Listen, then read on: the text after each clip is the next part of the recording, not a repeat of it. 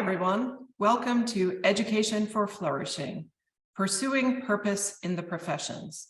This webinar is part of Virtues and Vocations, a national forum housed at the Center for Social Concerns at the University of Notre Dame.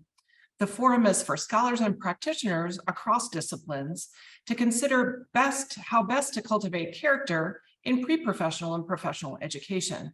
The initiative is funded through a generous grant from the Kern Family Foundation. I am Suzanne Shanahan, and I direct the Center for Social Concerns. I am also the host for this series. At any point during the program, you can submit questions using the Q&A function in Zoom. We will turn to these questions at about 12:40. Be assured that there is a backstage team that will happily address any technical difficulties that arise. And with that, in our final webinar of 2022, we are delighted to welcome the multi-talented scholar, educated storyteller, and jazz musician, Anika Prather, to discuss education and liberation. I'm super excited about today's conversation, been waiting all fall for this one. Dr. Anika Prather earned her BA from Howard University in elementary education.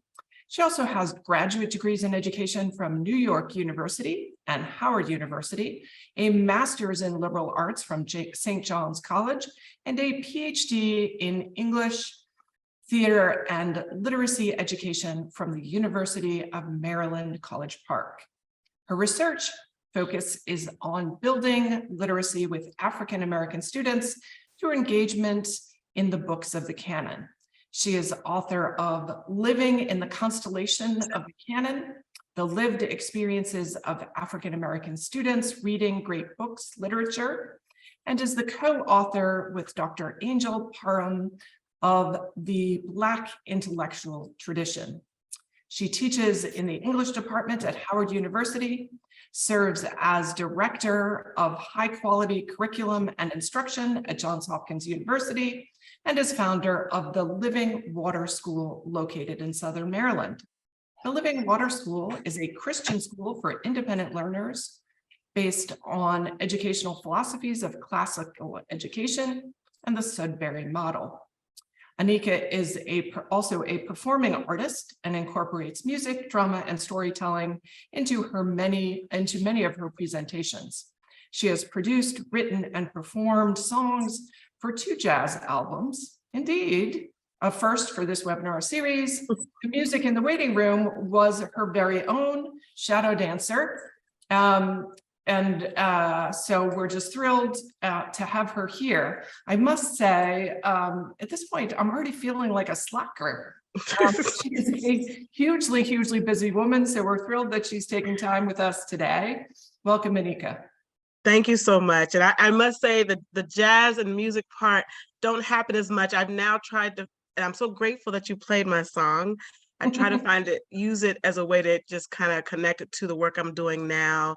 Once I had my first child, I could not keep performing that. I could not keep doing, but I'm so grateful to be here today. Wonderful. So I'm hoping we can have a fairly open-ended conversation where we start with your own personal trajectory and how it's led you to your current work. Love to talk a little bit about the Black intellectual tradition, the Living Water School, and then talk about what's next for you. Does that sound reasonable? Absolutely, that sounds great. Great. So maybe you started at Howard studying elementary ed. What brought you there? And then how did you end up where you are now? And this is such a great question because this is something I've been thinking about even in more detail recently. How did I get to this point? Let me say that I have wanted to be a teacher since I was a very little girl. And it's interesting because I was not a good student. And I remember when I became interested in becoming a teacher, I had a teacher that was not very nice to me, didn't seem to try to inspire me to be a good student. She didn't have very high expectations of me, made that very clear. And she also, it was a Christian school, would say very racist things to the Black students in the class. And I remember in her classes when I decided to become a teacher, which that's odd because I was not doing well. I always struggled through school until late high school. But all the time I was thinking, I'm going to be a teacher because I want to be able to reach those students that other teachers have not been able to reach, that were like me. And so that has been a real passion for me. So every single thing, every degree, everything I've done, its purpose has been to educate and to meet people where they are. And what undergirds a lot of my work, because my journey started out with being an arts educator. So my goal was to be a performing arts educator, not just teaching how to do the stage, but also teaching through the stage, whether it be history, literature, what have you, or the humanities. So everything I've done, my music educates. As a teacher, of course, I educate. Everything I do, even when I give the lectures and presentations, my purpose is to enlighten and to educate, to inspire, to help make someone new. So I want to give that background first so you understand. So with that always as my fire, I did not set out to have 3 masters and a bachelor's and a PhD. That was, I mean, my mom had to beg me to go to college, especially, but and for some reason, I didn't quite understand to be a teacher, I had to do that first.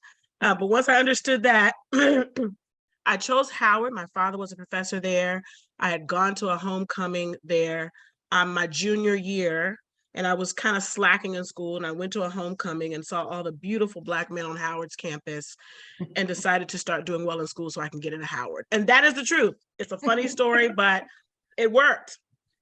And that's how I ended up at Howard University, but I ended up loving it. Howard just really educated me so well about myself, about my people, my heritage, my culture, my background.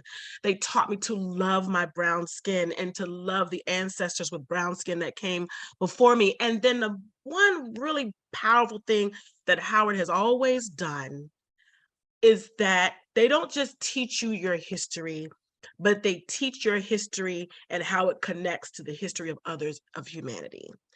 And that is really important. They weren't just pro-Black, but they were pro our equal humanity. And so a big part of Howard's education was receiving a classically inspired education. And I know these days it may seem like they've forgotten those roots, but all of us had to read classics. We had to know about it, but our professors may on one hand teach us about a Greek myth, or they may teach us about a play from Euripides, but we also had to learn about Terence the African. So what they would do is they would present these plays or this literature to us, or this history to us, but then teach us where we were in that narrative. So we didn't see it as separate. We go through life now. If you've graduated from Howard, you tend to go through life not thinking in a segregated way, but seeing where our people are inserted in every part of history. And so that has also inspired my work. And then being raised by 2 parents who taught me that at home, who went on to start a classical school that was infused with learning about ancient African history, Black history, and how it connects to all people. And that school, the Washington Classical Christian School, ran for 10 years. So the different roles I served in that school is actually what led me to the different degrees. So at Howard, my minor was theater. I taught in the public school system up until my parents decided to start a school. I left, I'm giving you the really short version. It was a lot of arguing when they started the classical school because I didn't quite understand why would you start a classical school in a Black neighborhood. I totally get it now, of course. But so the long story short, I left teaching in the public school to help them with their school. And I started out as a performing arts teacher and literature teacher. And then I ended up being, because I was always trained in music as a child. Then I became the music teacher. And those 2 things, music and theater, led me to get my graduate degrees in music education and theater education because I just wanted to do it better. I wanted to be better at it. Then I began to use music and drama to help students of the school connect to their great books class, which made me then decide I need to read more great books. So I went and got my degree in liberal arts from St. John's College. And so all of those are 3 different degrees, but they became synthesized with my doctorate, which is in literacy education. And the focus has 2 parts. The first part of my degree is showing the relevance of the canon to the Black community. through its historic relevance, showing tangible evidence of how our ancestors tapped into this body of knowledge to help them fight for liberation, to inspire them through their oppression. And I just really break down their writings, their speeches, their lectures, and highlight references to classic texts, their autobiographies that show their love for the liberal arts, to just prove my point that this is relevant to us. That's the first part.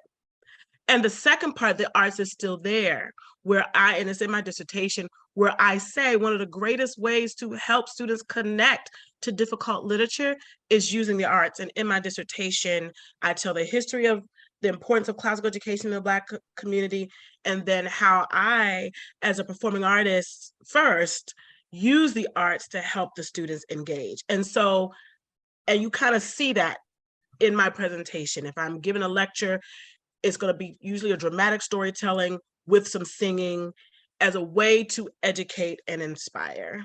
And so my parents' school closed after 10 years. I thought that part of my life was over. I went on to be a principal at another school and to work in other private schools, even in some different private schools. And then my son started kindergarten, and I realized that I wanted him to have a classical education, but one that was not so rigid because he's very creative, and one that was very much clearly distanced from the racial agenda of some classical education mentalities. And so therefore I created the Living Water School, which marries classical education with democratic schooling, where the children are empowered to vote and to talk and to share their opinions about every aspect of the school and in the decision-making process. But we also read classic literature, and we have Socratic dialogue, Socratic seminar every week. They learn logic, they learn Latin, and I empower them through that, not just the book knowledge. And I'm gonna end with giving you an example of what an English class may look like in my school. And so instead of saying words like, here is correct English, learn this English lesson so you can learn good English, I say to them, I'm going to show you how to be bilingual. Our people have a language, and it's a legit, respectable language.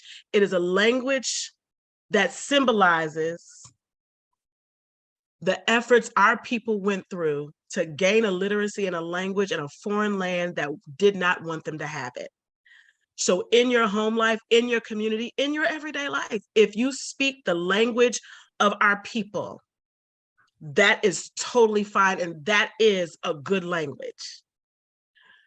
But we also live in a country that has another language that we need to learn to navigate some of these spaces. And it doesn't mean you're denying your language, doesn't mean you're denying your history. Just like if I were to go to China, I'm going to learn Chinese. I'm not going to go to China and say, you all need to speak English. I'm going to learn Chinese.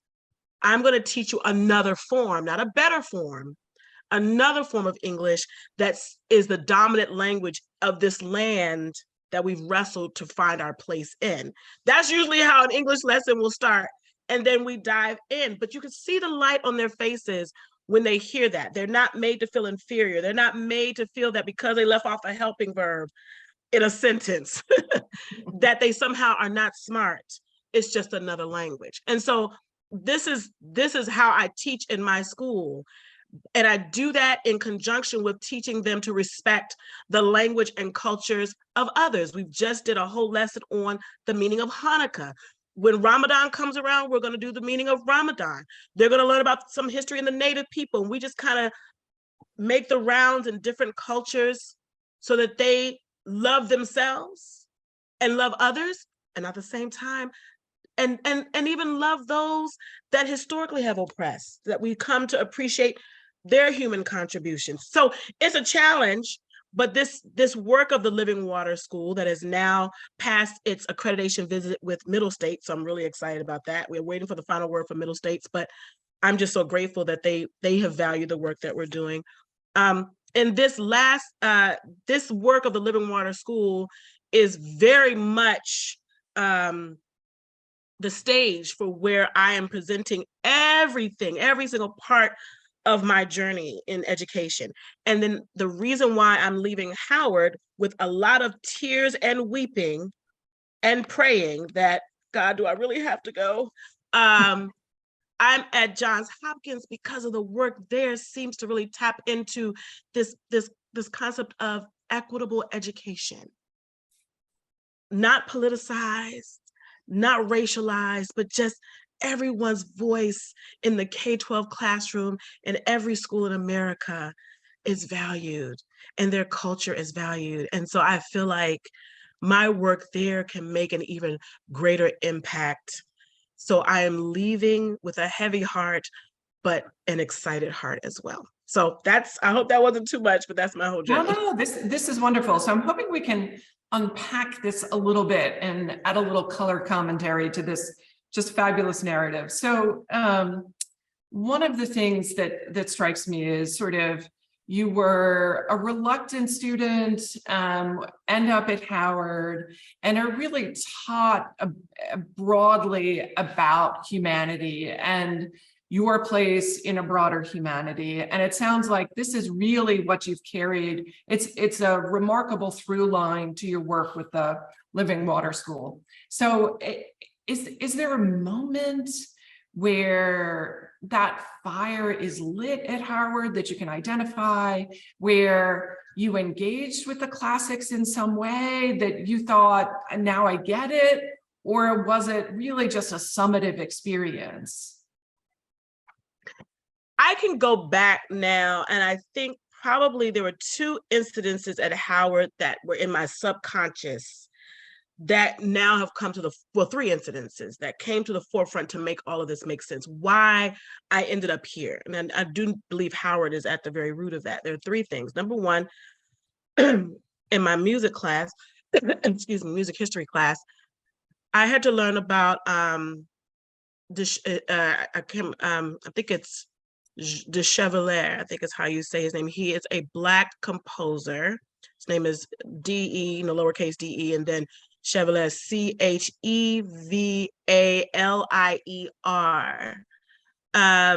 And he was a Black man, Haitian, from an enslaved woman whose father brought him into Europe, trained him classically, and he became a well-known classical composer.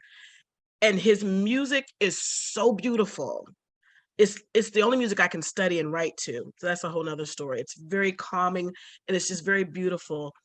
When that teacher taught me that this classical learning, whether it be music and education, the arts and humanities, is a part of my culture. So that's one instance.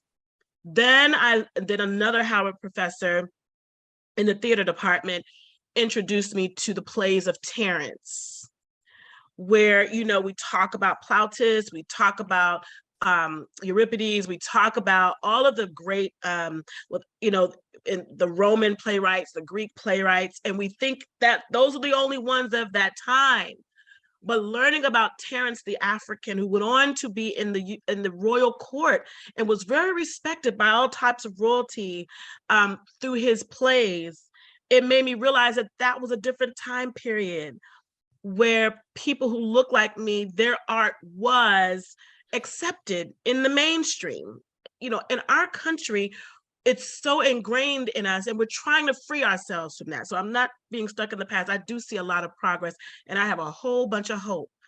But we're trying to untangle ourselves from the inferiority of brown people, and that brown people have contributed to all of human history. And so when I learned about Terrence the African, that opened my mind. Well, who else is in history that we're not taught about in schools? Whether they look like me or someone from India or Asia or from the native people, from the Middle East. And so there's that. And then the final one was Howard does this thing where about once a year, they will perform a Greek tragedy. And I remember going to see Medea, the play of Medea. I think I hope I'm saying her name correctly. And just seeing this beautiful chocolate college student. I was an undergrad. in the most beautiful, dramatic, stately, professional way, portray this powerful woman. And then the theater at Howard is called Ira Aldridge Theater. And it's really important if you go to Howard that you need to look up the names of some of these buildings that are there. They're really important. So Ira Aldridge was a classically trained, like Chadwick Boseman, thespian who, because of racism, could not perform here in America. So he went to Europe and became very successful. And so Howard constantly shows me how they are breaking through these color lines, or as Du Bois calls them, these veils, and basically says, this is our land too. This is our space too. We don't have to be relegated. And this is why I'm so against the canceling of classics, because then we're kind of accidentally falling into that mindset, something is not for me. But Howard taught me, it's all for me. This is what I tell my students. All of this is yours. We are worldwide. All of it belongs to us. Embrace all of it. Don't get all caught up in the racism that tries to make you think certain things aren't for you. It's all for you. And so these experiences with Howard constantly teaching me that has shaped me. For example, not being afraid to put my daughter in the Nutcracker Ballet with the Washington National Ballet. Sometimes the only chocolate thing dancing across the stage in her little group.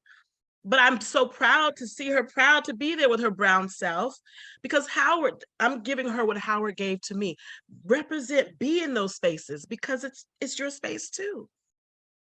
That's wonderful. So from Howard, you're teaching, and you're teaching in a public school setting, and then you transition to the school that your parents had started.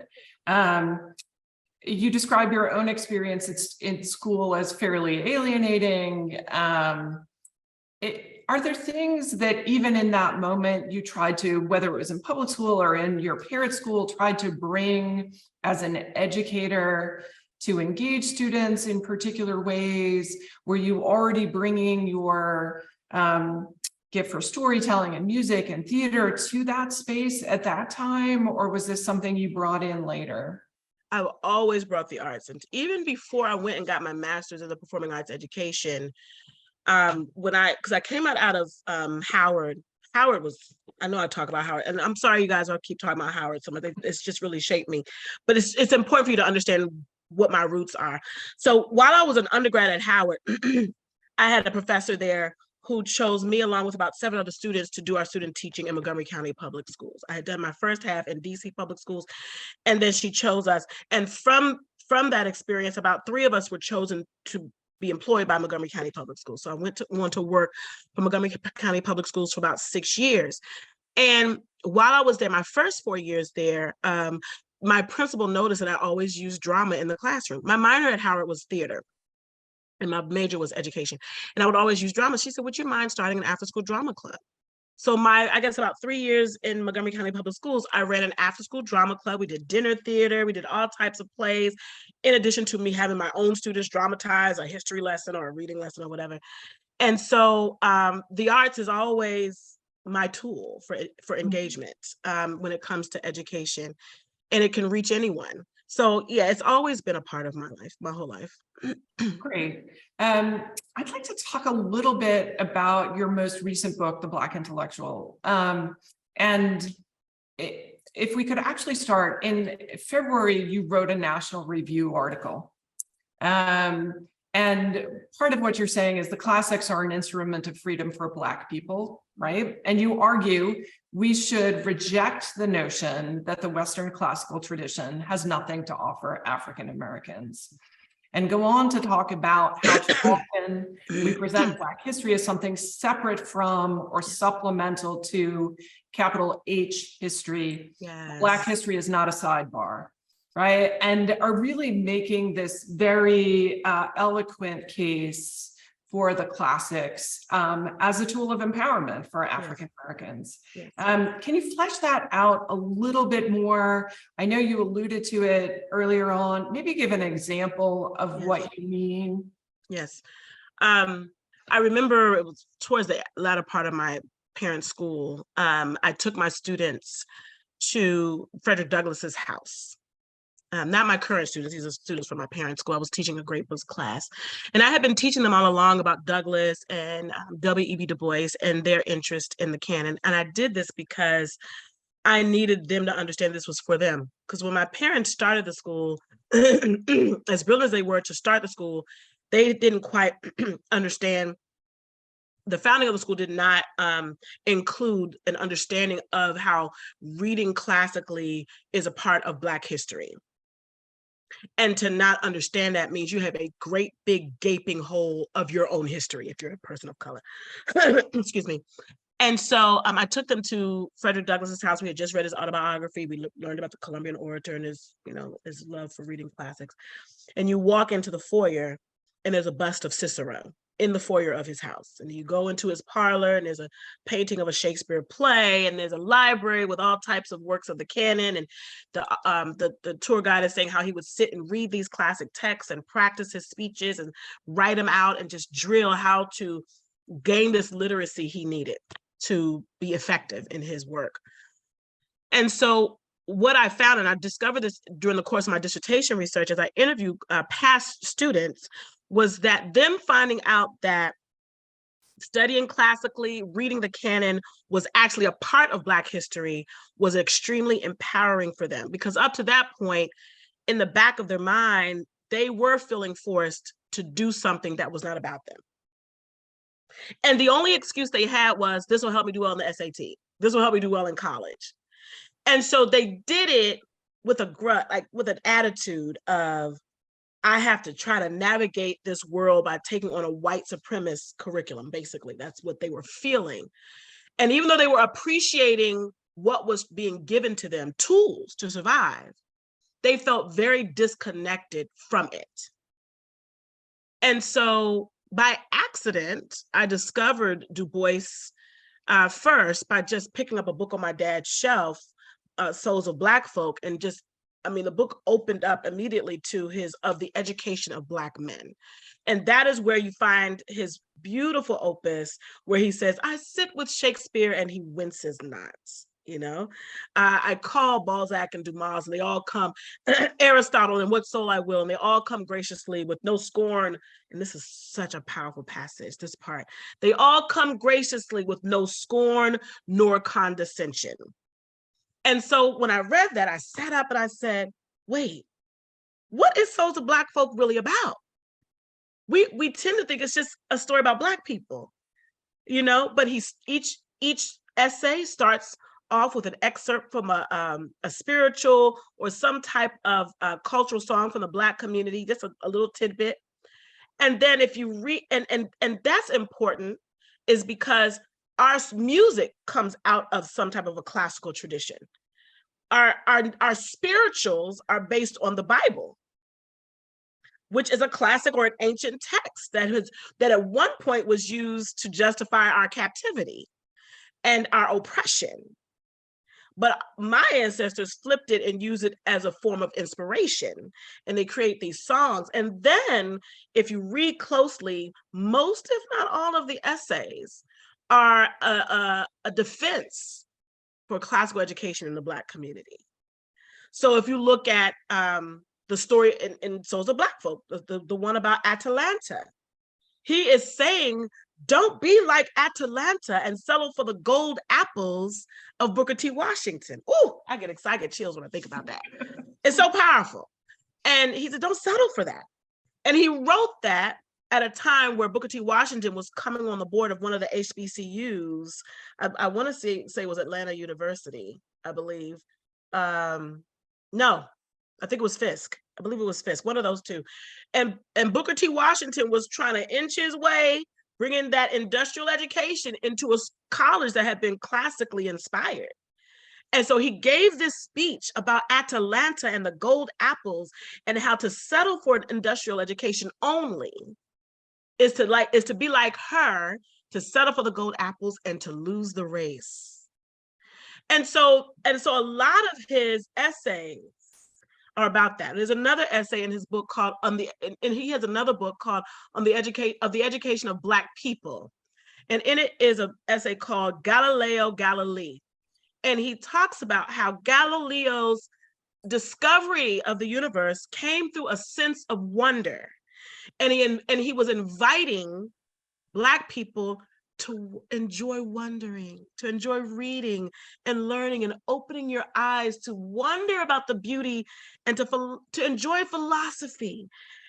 We're so busy trying to survive. We're so busy just trying to get a job and to thrive that we don't feel like we have the freedom to enjoy wonder. And so these essays from Du Bois really made me understand this giving of a classical education to the Black community is much more than just helping them do well in college and giving them good SAT scores. When I give my students at Howard University in our humanities class just a taste of this type of learning, when I give my students at the Living Water School just a taste of this type of learning, I am giving them the gift of the ancestors. And that is so important for us to understand. So it's not really about us.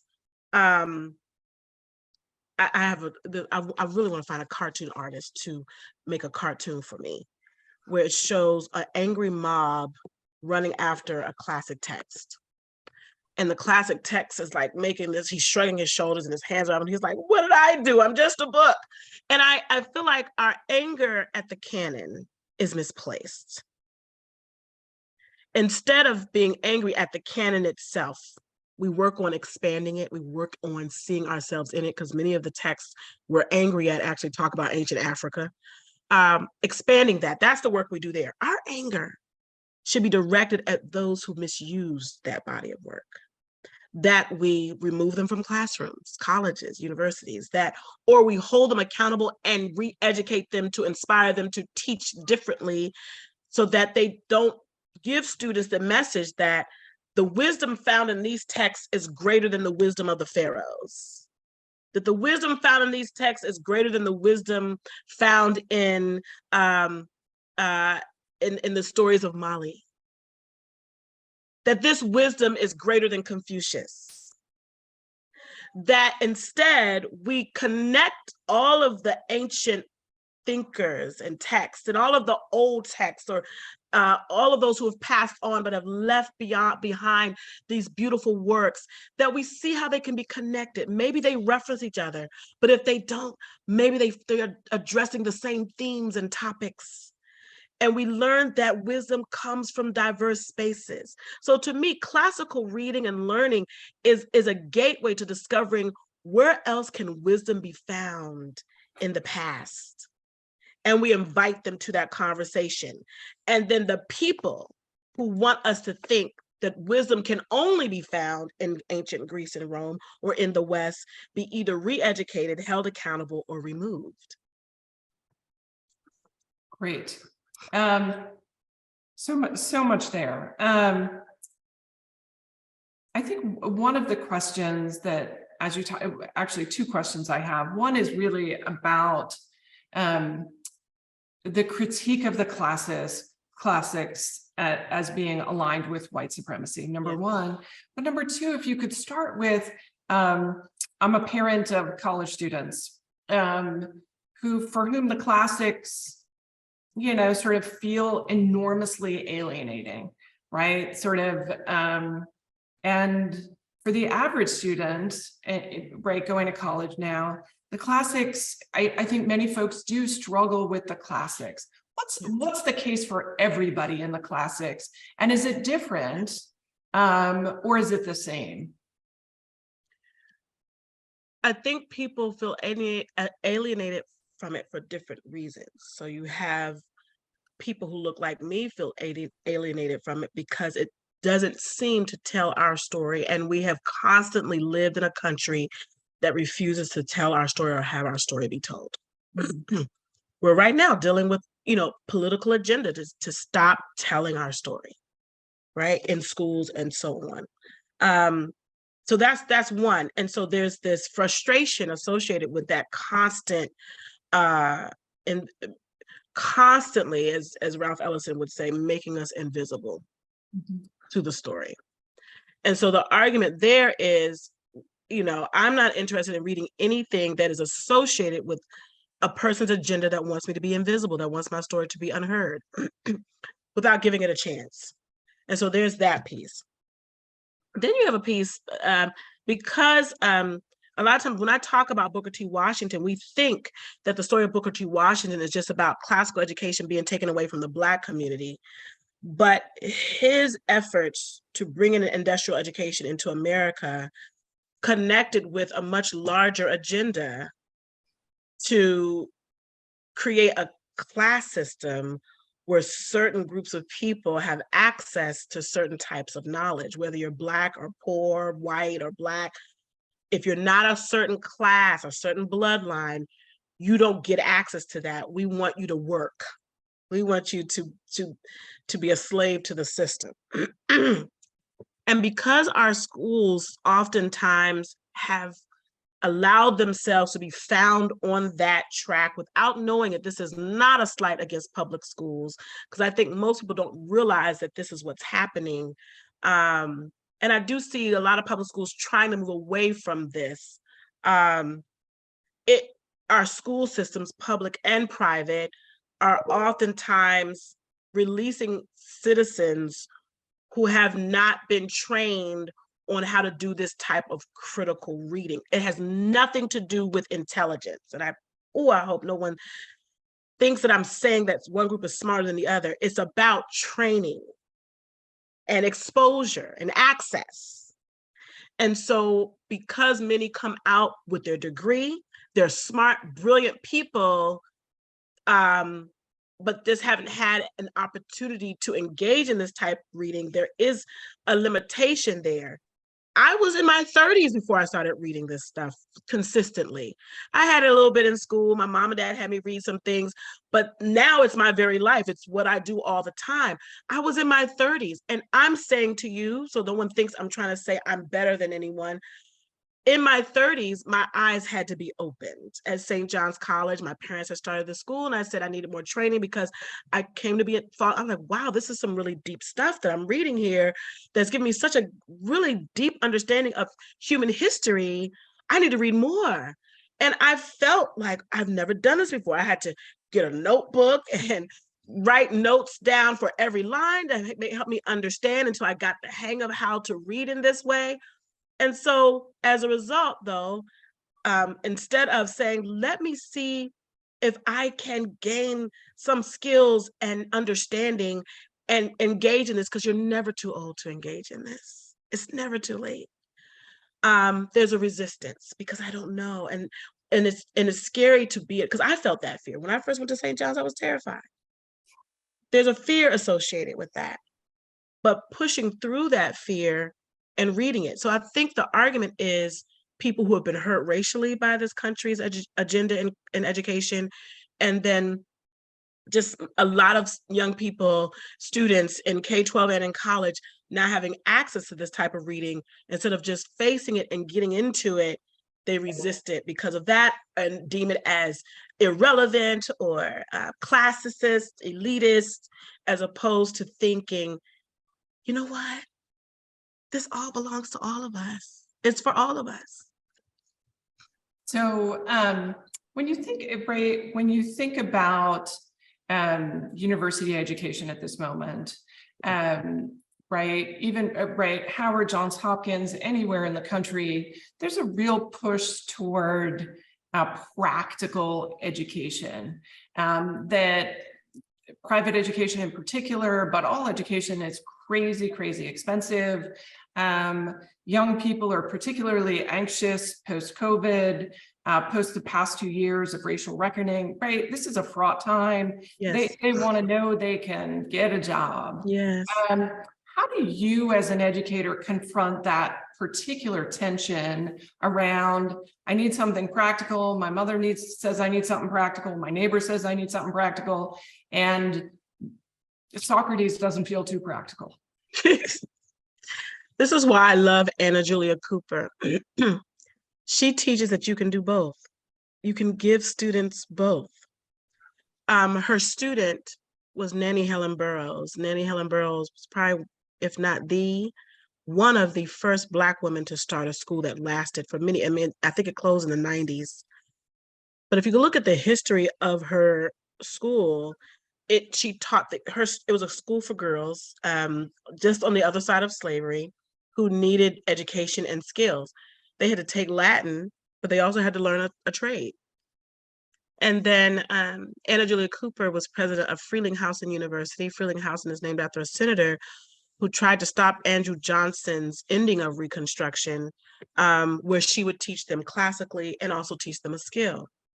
And that's one of the things that I try to do in my school, is providing this classical education, but also providing the content, providing the skills necessary to survive. Because, you know, not every student of my school is going to go on to a liberal arts college or go on to college. They're going to go to, and I have some who've gone to trade school, but they have these really strong writing and reading skills. They have a comprehension of math, so they have this knowledge that is very liberating for them.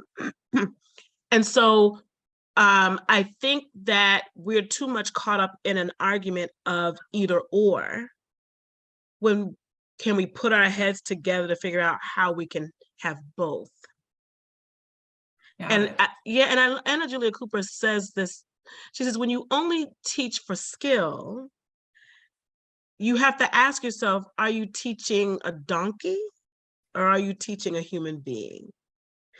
And then she goes on to say, if this type of education has been here since the beginning of time and it has produced some of the greatest people in our history, then it must be for us to have still. If we had evidence that people who were educated classically somehow ended up being poor and destitute and useless to society, then I think we could have that conversation. But I want to give you another historic figure. His name was Quintilian, and Quintilian actually inspired the writing of the Columbian Orator, even though it came much later.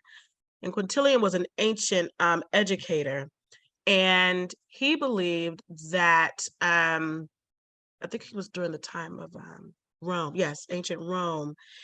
And he believed that, like Cicero was able to use classical education that led to oration, that led to rhetorical skill to save the Republic from a conspiracy, every human being can get this type of education if you start them from infancy on how to use language and literacy in a masterful way that brings change and holds our leadership accountable. And if you look at people like Martin Luther King, if you look at people like John Lewis, honestly, if you look at people like my father, who was a phenomenal pastor, who finally realizes he had a classical education as a child. If you look at these great minds who were able to do so many great things, because Susan Wise Bauer says in her Well-Trained Mind that classical education is an exercise of the mind. It's not a lazy work. And if you train students how to think, you can't stop them from doing anything. When Anna Julia Cooper was leading the M Street School, this is really what caused industrial education to become really popular, especially in the Black community. Most of her students went on to be some of the first Black people in many of the Ivy League schools. One of her students was Nannie Helen Burroughs, who created the Nannie Helen Burroughs School in DC that went on for decades. None of these people were slackers. None of these people end up just not accomplishing something, not getting jobs, because they had the mindset. I even look at graduates of St. John's College. Oftentimes St. John's releases this alumni book where you can see what graduates of St. John's College are doing, right? I think of my really dear friend, her name is Leslie Kay. She's at the University of Chicago, right? Really dear friend.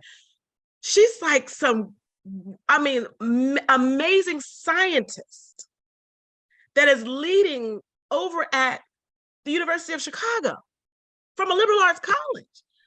I could go on with the amount of great leaders and influencers that have come out of St. John's College. It blows your mind. And so I think we have enough evidence in history, past, current, present, past and present, to show that this type of learning doesn't create people who can't be successful. It actually gives them the mind they need to do well at the skills. And so when Anna Julia Cooper's Black students were reviewed by a friar from France, had come to tour America's schools, and he visited all types of schools, white, Black, and he visited Anna Julia Cooper schools, and he wrote a report that went international. And he said the M Street School has the brightest students he's ever seen.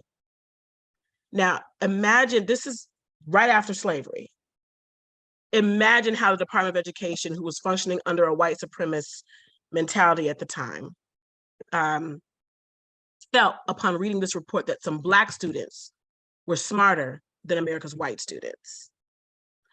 And at that point is when she lost her job, and they took classical education out of that school and then began to progress that. And Booker T. Washington was a champion of that movement. And so this wasn't about, oh, we're stopping classical education because students are coming out of here doing poorly. No, we can't have Black students outshining white students during a racist time, and Jim Crow is really just starting to get going, and that agenda is really progressing. We can't allow the world to see that Black people aren't inferior. And so we see a history of how classical education actually contributed to our progress. And if it can do that for my ancestors, it will do that for anyone's ancestors. It has. Thomas Jefferson, although we have a really, controversial relationship with one of our founding fathers, he does contribute to this history. He misused his influence, but everyone has had this education has gone on to do great things. Great, thank you for that. We have some questions teeing up, Okay. so I want to get to them if you don't mind. Yes. In your national review piece, you mentioned how many famous activists have thought of classical education as a way of being integrated into American life, American politics. American politics, though, is becoming more polarized. Do you think the classics can play a role in helping us to rediscover a unified vision for our political community? If we can do it right. We're at a crazy time. I mean, I'm not going to share something that we don't already know. A news article came out with a head of a classical Christian school who was on Twitter under a pseudonym and was sharing very racist thoughts. It's clear that an agenda to promote Christian nationalism and so on was there. If those of us who disagree with that agenda can really come together as a united front, I definitely think it's possible. And I was thinking this week about how we're all trying to read and we're trying to learn how to wrestle this beautiful tradition away from those with a racist and white supremacist agenda. How do we wrestle it away? And I really think this is a call. I have no idea how I can do it, but we need to come together. I don't know what person, what university, what very wealthy person is out there listening where we can come together on the truth of this story. Because right now, the classical tradition is entangled in a lie. And we need to wrestle it from that lie, use our collective voice to show, no, this tradition is for all of us. And many of those who have embraced this tradition, abolitionists have embraced this tradition. Black activists, from the Black Panther to Martin Luther King, to so many, have embraced this tradition. Gandhi embraced this tradition. Paulo Freire has embraced this tradition, and so many others. And so those of us who understand that and how this tradition has actually been used to fight for liberation and to fight against oppression, knowing that can come together. Long story, I know that was a long answer to your question. Yes, it's possible if we can do that. Wonderful. And I'm putting my money on you for that one. So next question. As a parent, I see how some of the leaders in the current classical education movement believe and say racist things. This is picking up a little bit on what you just said, and I want nothing to do with that. You talked about your own experiences of being hurt in a Christian school. Part of education is not just the content, but the community. Is the classical community a good place for our children?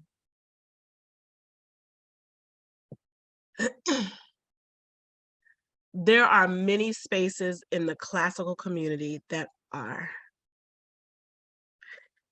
You have to really find them who have the heart to do this right. I have personally enjoyed my time of connection and fellowship with the Society for Classical Learning. I have really enjoyed my time with St. John's College. And I have enjoyed my time at Johns Hopkins, where the Institute for Education Policy, led by David Steiner and Ashley Berner, understand my passion for this.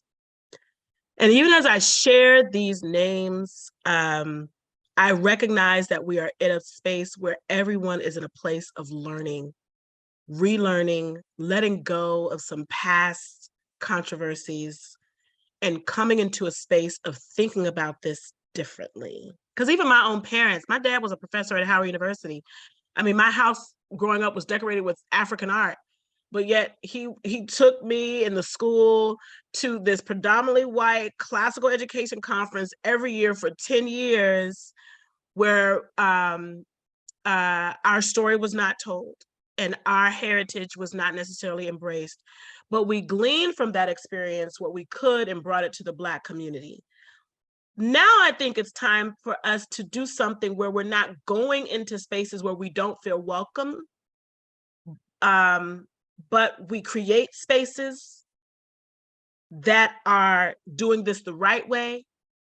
We find spaces where the leadership wants to do this the right way, and we're present. Because right now I'll go to and the Searcy Institute. I'll go to the Searcy Institute conference. I love it there. I'll go to the Society for Classical Learning. I love it there. But sometimes there's not that many of us there. And so the best way to continue this work is we've got to go there to these conferences. We've got to get out of this segregated mentality and go, especially when the leadership wants to welcome us to these spaces, and make our voices heard, make our voices known, join the work of doing this the right way. And then in addition, creating more spaces where we are more welcome, where more diverse people are welcome. And I know that's hard, and I know this is not a Christian webinar, but there's also a religious piece in this too. And so if you're a Christian or you're part of a faith that is wanting to embrace the classical movement, but you're concerned about some of these controversial moments that are controversial things that are happening, you've got to also bring that to bear in whatever your religious text tells you. Because I'm a Christian, I'm just going to be honest. I know that God says he's no respecter of persons. So if you're a religious person listening to this, a Christian or a Catholic Christian, and you're listening to this, if your classical space is favoring one group of people over another, and you say you're a believer of this religious text, you are not teaching that text correctly. God commands Christians to celebrate diversity. Jesus demonstrated that when he would go into Samaria, when he would touch people, when he would eat with anyone and fellowship with anyone and draw all people to himself. So that's just a religious, please no one think that I'm trying to promote a religion, but I have to say that because it is oftentimes the classical / Christian community that seems to be rallying around a racist and white supremacist agenda. But yet I know there are people kind of caught up in that because they feel like there's no other place they can go to learn how to do this classical education piece. I want to encourage you to distance yourself from that, speak up about that, and even do the work of creating space where that is not the conversation that we're having. I hope that was helpful. No, that's fantastic. Thank you. I'm going to tee these next two up quickly. The first is, would you consider sharing your humanities course syllabus? If not, what 5 to 10 books in the canon do you recommend? I actually think you have something online. I do. Right. And maybe you could describe that super briefly because it's fantastic. Yes, if you go to drprather.com, I only update it every summer. So there's more stuff that's going to come out on this summer because I don't have time to keep it updated during the school year. But it's called the Teacher's Toolbox. And in there, I have my syllabus that I use at Howard University to share with anyone. I have a professor now at Messiah University who has used it. And my Howard students and his students got together about a few weeks ago, and we toured Howard University, and we had a wonderful discussion. I'm going to be releasing it on my podcast, Kush Classics, about Anna Julia Cooper and the allegory of the cave, and basically how classical learning can bring us together. And so it's for anyone to use. If you're a K-12, you may have to modify it to meet grade levels, but everything's there. If you're in college, it's great. If you're teaching any type of first-year seminar or humanities course, you can follow it, add to it. It's all yours. I don't want any money for it because I just want people to use it and begin to bring this in to everyone, as many people as possible. Great. Another quick one. Are you aware of any school districts using a model that blends classical and practical knowledge that specifically engages Black students? I will say that I love the CLT exam has been trying to include more people of color in their reading list and in the passages they use on that exam. And I love the diverse array of people that work there, of all different types of, faiths, backgrounds, religious leanings, political leanings. But yet Jeremy Tate has done a great job of bringing those voices together to diversify that exam. So I love that in a standardized test. I also want to give a shout out to Washington Latin, which is a public charter school, the only classical public charter school in the DC metropolitan area. They have 2 campuses. They just opened up a campus called Anna Julia Cooper. And they definitely do this work of expanding the canon, diversifying classical learning.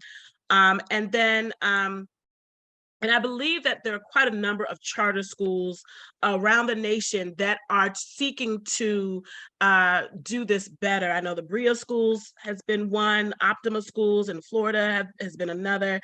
And again, I want to encourage people not to look so much at political leanings when you look at this, but look at the hearts of people, because I do want to say this, and I hope it's okay.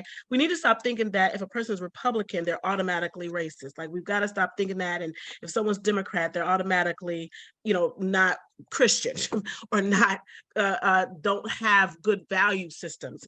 We got to get out of these labels and groupings. People choose their political leanings for different reasons. I more so look at the hearts of people, and I hope this doesn't offend anyone when I say this, but a lot of people are really trying to diversify classical learning in a way that makes all people feel welcome to this type of education. And sometimes they may ascribe to things we may not necessarily agree with, but we have to try to look past that, unless they're like my friend who decided to use Twitter to say racist things. But try to really look at the hearts of people and see how they're using classical education to reach all types of diverse people. Great. As we've run to the end of the conversation, I have my own question, and it's, I do a lot of reading over the holiday break. Is there anything that you're reading right now that you're like, you must really read this? I am on a journey right now to finish the writings of Chinua Achebe.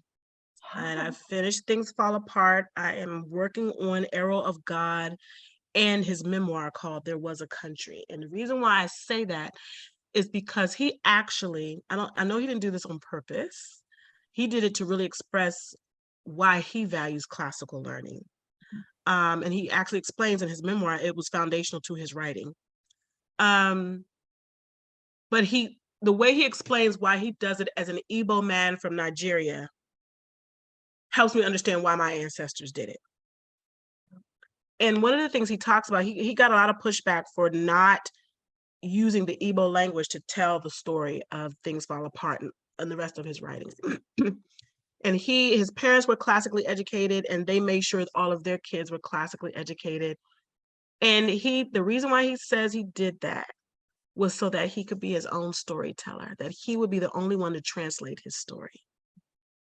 And one of the most beautiful things about people like Frederick Douglass, so when I take him saying that, I think about Frederick Douglass, who wrote his autobiography like 3 times. Ola Udo Equiano, Ukasa Groniosa, Phyllis Wheatley, Martin Luther King, Huey P. Newton, co-founder of the Black Panther, Angela Davis. So many of my ancestors had some classically inspired teaching or education in their life. And that literacy gave them the language they needed to be their own storytellers, to be their own story keepers, to protect their narrative, as opposed to a white person translating their story for them. And so Chinua Achebe addresses this. And that story, that message is very clear in his stories. And so at the end of Things Fall Apart, when the main character dies, I think his name is Okonkwo, when he dies, the colonists say, this is a very interesting story about how he died and how he lived. I think I'll tell this story, but I'm going to change some things a little bit. And that's how the story ends. Sorry, it's a spoiler alert. I'm so sorry. If you haven't read it, I'm so sorry. Oh my gosh, I just messed up for somebody. But anyway, so that's how the story ends. And then you read Chinua Achebe's autobiography, his memoir, he's saying, we can't let that happen. And so he chose a universal language, but he also sprinkles in Igbo language. So I love Zora Neale Hurston for this, because she wrote traditional English, but she would also write in Black dialect. And she owned her stories.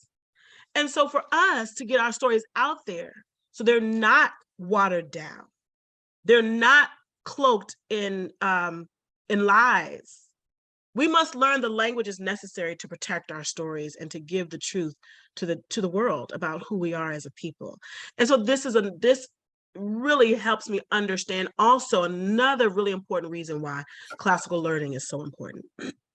That's wonderful. Yeah, this has just been a fantastic conversation. I so appreciate you sharing your work, but also your passion and your energy with us today. Just fantastic. Thank you. And thanks for rounding out our year of webinars. Thank you. And hoping folks who are listening might join us in the new year on Monday, January 30th, with Professor and Director for the Program on Leadership and Character at Wake Forest, Professor Michael Lamb. He'll talk about his new work on hope and character. So Anika, thank you so much. Thank you for having me. Wishing you a very happy new year. You too.